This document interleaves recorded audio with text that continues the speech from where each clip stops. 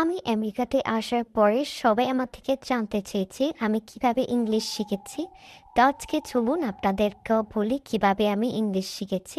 যদি আপনারা চান আমার মতো একটু স্মার্টলি কথা বলতে, তাহলে 4টা ইংলিশ ওয়ার্ড আপনাদেরকে শিখিয়ে দিতেছি। কথায় কথায় আপনারা বলবেন I know and second word হয়েছে আপনার বলবেন ওকে ওকে ওকে।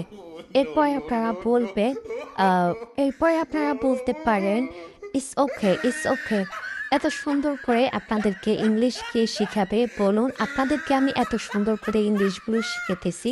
আপনারা এর পরিবর্তে আমাকে আমার ভিডিওগুলো আপনারা একটু লাইক কমেন্ট শেয়ার করে দিবেন। আর আপনারা আরেকটা ওয়ার্ড শিখতে পারেন, সেটাও হয়েছে থ্যাংক ইউ ভেরি মাচ। এটা বলতে পারেন সব সময়, এটা একবারই কমন একটা ওয়ার্ড। এটা সবসময় আপনারা ইউজ করবেন, মাথায় রাখবেন। এই ইংলিশে ওয়ার্ডগুলো আপনারা যে কোনো জায়গায় ইউজ করতে পারেন।